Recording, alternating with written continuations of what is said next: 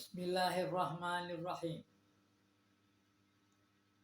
The life of the Prophet Muhammad.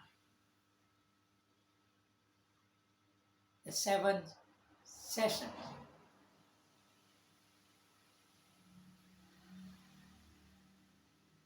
Assalamualaikum warahmatullahi wabarakatuh.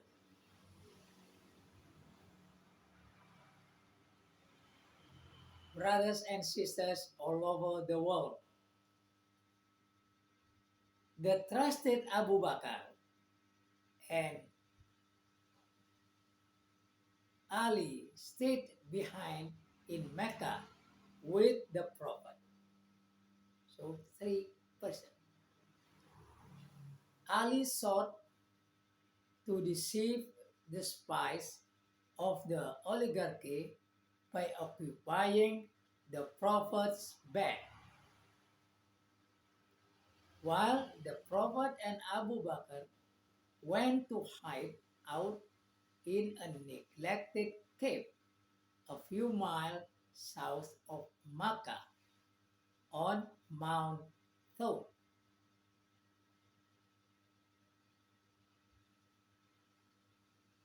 When the Maccan discovered that the Prophet had eluded them, they immediately instigated a search, but they failed to catch him. And after concealing himself in the cave for 3 days, Muhammad rode off to Yastrib. With his arrival, a new era dawned. Conscious of this fact, the Muslims dated their new era from this year of the migration, commonly called the HIJRAH or HIJRAH. It began on June 16 after Christ 622. When the Prophet entered Yastrib, now called Madinah, in the summer of that year, many leading Ansar and a few hundred others were already converted. They were also the Muhajirin, the Maccan Muslim immigrants who greeted him on the outskirts of the city. The pagans and Jews gave him a good reception as well, each for a different reason. The Arab Jews were monotheists. They constituted 3 tribes, living as neighbors of the Arab pagan tribe who had originally came from the Yemen and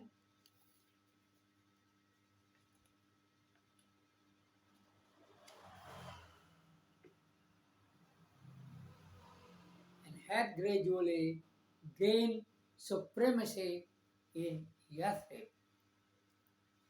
The Jews hoped that Muhammad, as monotheist, might become their ally against the pagan Arab and even against the Christian in northern Arabia. As for the pagans, the reason for receiving Muhammad was not religion, but rather the competition between Macca and Yastrib.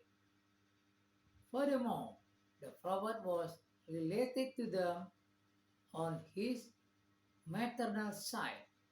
His great-grandmother was a member of HIJRAH, the most important tribe in Yastrib, and the enemy of my enemy was as good a reason as any. Members of each group tried to direct Muhammad camel toward their quarters so that he would become their guest. He asked them to let the animal go freely and stop where it would be best for everybody. Where it stopped, he chose his abode. Today, it is the famous shrine where the Prophet tombs stand, and it is visited yearly by thousands of Muslim pilgrims. On that spot, he lived, directed the affairs of the new nation, and built the first masjid of or mosque of Islam. And on that spot, he died. After 13 years of intensive struggle to survive, the Prophet had at last found a friendly city where he could defend himself if, and base his future operation. The Qurayshis in Macca were disturbed. They were powerful as owners of interest in all parts of Arabia, as guardian of polytheism and the idol gods of the tribe, and as leaders of the Arabian pilgrimage. Their city was a center both of Arabian trade and of banking system, whose money leaders granted usurious loan to the various tribes. Muhammad, their rebellion kinsman, had now taken refuge in a rebel town and had created a rebel base strait, their important trade routes to Syria and the north. Moreover, many of their sons and daughters had migrated with him to the enemy camp. They knew that Muhammad would never compromise in his religion and that peace would be impossible with him. Muhammad, however, was not to seek refuge for safety. He was the messenger of God in the world, and idol worship in his tribe and homeland must come to an end. His new nation would have to divorce itself from idolatry, usury, immorality, alcoholism, and faith, and sanguine pride in tribalism. And above all, it would have to become Muslim, that is, submissive to God, the Almighty One, who has no partners and to whom all will return to be judged for whatever they have been. His first concern in Yastrib was to build his simple place of worship, the masjid, where the faithful could also meet to discuss the affairs of their world. We must remember that Islam, unlike other great religions such as Buddhism, Hinduism, and Christianity, subscribe to a political and social order which is to be carefully established and observed in the here and now as a road to the afterworld. The kingdom of God in heaven is achieved through piety and through a system of social and political order, namely a kingdom of God on earth. The life of the Prophet in Mecca had been primarily concerned with the fundamentals of his faith, the unity of God, resurrection, the day of judgment, worship, and purification of the soul. This concern continued in Yastrib, where the Ummah, congregation or nation, could be organized as an independent entity. A constitution and a system of defense were needed. The new society had to engender a social order and a state.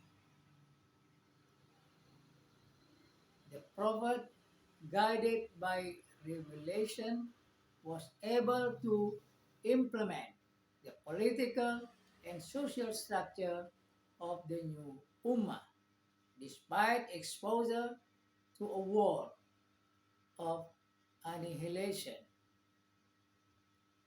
In meeting this challenge, the prophet, with the guidance of God and his own personal aptitude, fused the Muslim congregation of the various clans into a solid nation with one loyalty, Islam, and one brotherhood transcending tribal customs.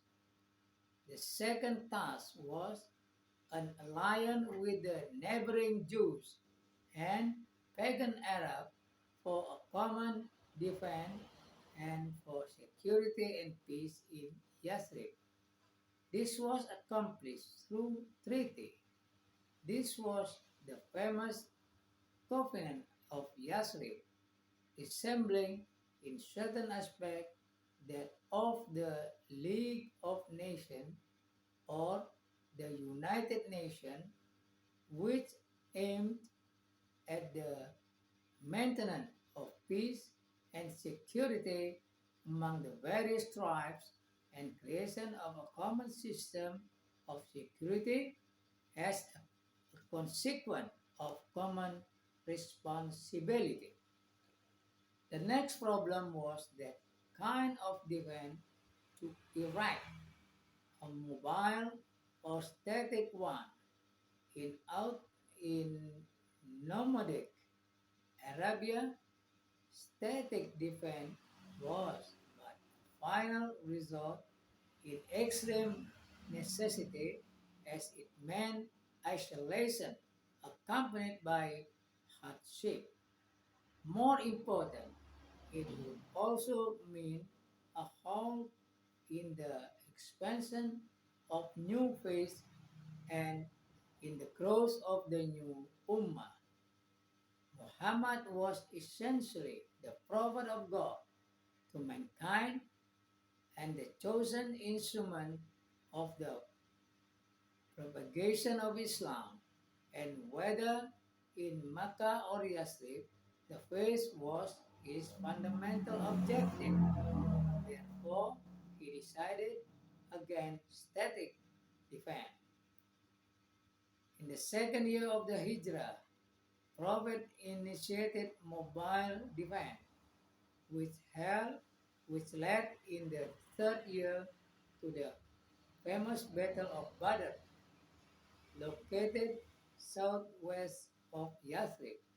His forces were some 300 infantry,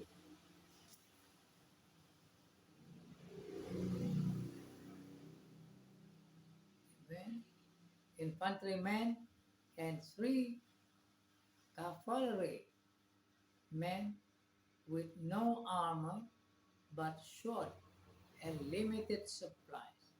His enemy courage at 3 times his infantry, 100 cavalrymen and a large supply caravan. The Prophet force nevertheless defeated them. The causes of victory lay in their superior discipline and a leadership and high morale, which resulted from their great faith in God and the promise of, of afterlife. The Battle of Badr was a great victory, especially because it established the Muslim community as a separate political and social as well as religious entity and confirmed the power of the Prophet, but it was not decisive. Muhammad treated his Quraysh prisoners in a chivalrous and humane way. His prestige in the eyes of the pagan Bedouin around Yastrib rose considerably. During the Battle of the Badr, these nomads waited like poised vultures, ready to sweep down on the defeated and carry off the loot. As the Quraysh were well established in Arabia, they would have been afraid to exploit them in adversity. However, the Prophet party still lacked root firm enough to survive moisture, in misfortune, and the Arab nomads greed for plunder.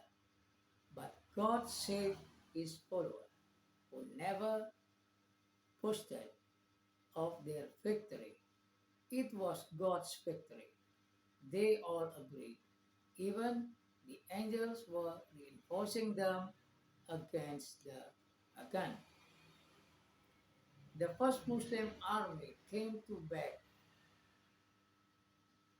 The first Muslim army came back to Yathrib with Maccan prisoners who were mostly of the same tribe as the Prophet, who treated them with mercy and sent them home.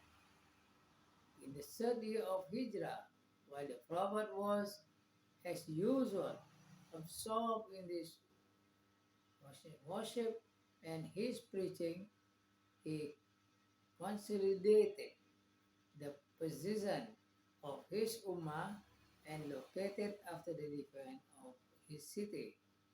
Neither were his enemy idle. 1 year later, they were ready and again marched on Yastrib with a force 3 times as larger as the one defeated in Badr.